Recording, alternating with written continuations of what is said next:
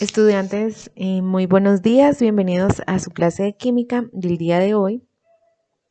La clase de hoy será un tema introductorio a los compuestos químicos, que será nuestro objeto de estudio durante este periodo en el desarrollo de fórmulas empíricas moleculares.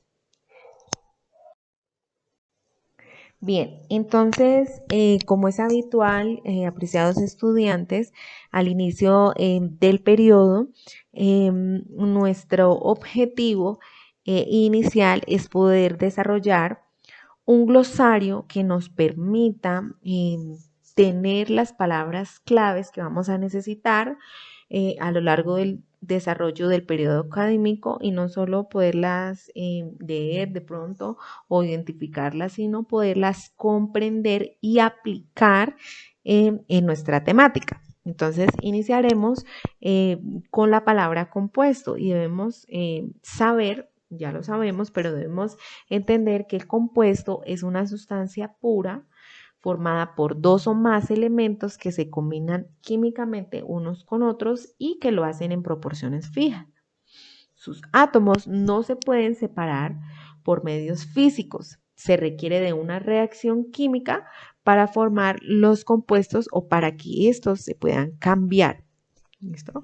Uno de los, como vemos en la imagen, compuestos químicos más conocidos y que de pronto más utilizamos es esa molécula que vemos ahí, que está compuesta por dos átomos de hidrógeno y uno de oxígeno. Entonces es el compuesto H2O que nosotros conocemos como agua. Bien, entonces ahora veremos qué es un anión y qué es un catión. Entonces, un anión es un ion cargado negativamente que se forma por la adición de electrones o átomos o moléculas. Y un catión, entonces, es un ion cargado positivamente y se forma por la remoción de electrones de átomos a moléculas. Y entonces, como vemos en la imagen, el catión se encuentra cargado positivamente, tenemos una carga mucho mayor positiva que negativa. En cambio, el anión es todo lo contrario. Tenemos una carga negativa mucho más evidente que la que podemos observar como positiva.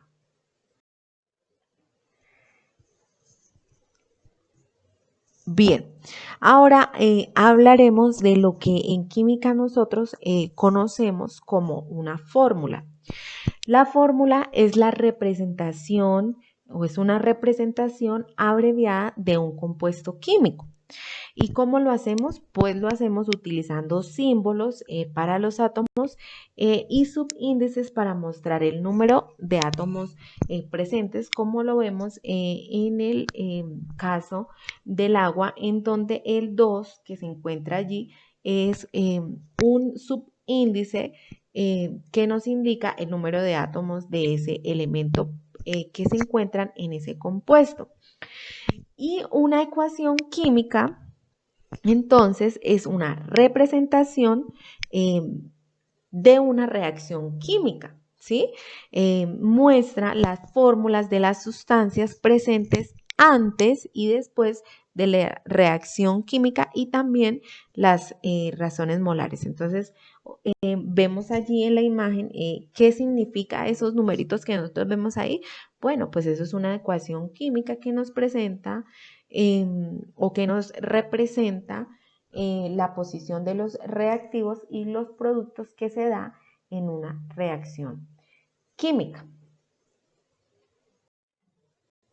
Bien, vamos a hablar ahora de lo que es una fórmula empírica y es importante que tengamos en cuenta fórmula empírica, fórmula molecular para la temática que vamos a ver en este periodo. Y es que una fórmula empírica nos muestra la proporción entre los átomos de un compuesto químico. Y muchas veces esa fórmula empírica puede coincidir con la fórmula molecular que presenta ese compuesto. La fórmula empírica se puede usar tanto en compuestos formados por moléculas como en los que forman cristales y diferentes macromoléculas.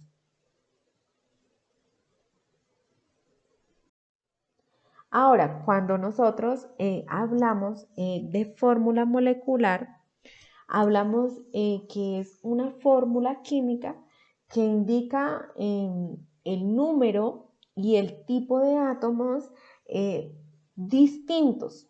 ¿Listo? Y en esto tenemos que hacer mucho énfasis en que indica el número y tipo de átomos distintos que se encuentran presentes en esa molécula. ¿Sí? Y la fórmula molecular como tal es la cantidad real de átomos que conforman una molécula, es decir, como si fuera la cantidad total. Solo se tiene sentido hablar de fórmula molecular si el elemento o el compuesto están formados por moléculas, como su propia palabra le dice. En el caso de que se trate de cristales, entonces solamente vamos a hablar de lo que son como tales fórmulas empíricas. ¿Listo? Esto es a nivel general las palabras claves que necesitamos tener en cuenta a la hora de los desafíos temáticos que nos vamos a encontrar en este periodo. Sin embargo, es importante también tener en cuenta el glosario de las palabras que nosotros utilizamos en el bimestre pasado. Muy bien, queridos estudiantes, muchísimas gracias por su atención. Recuerden que tenemos una actividad pendiente en la plataforma y que debemos estar atentos para poderla subir en el módulo. Muchísimas gracias.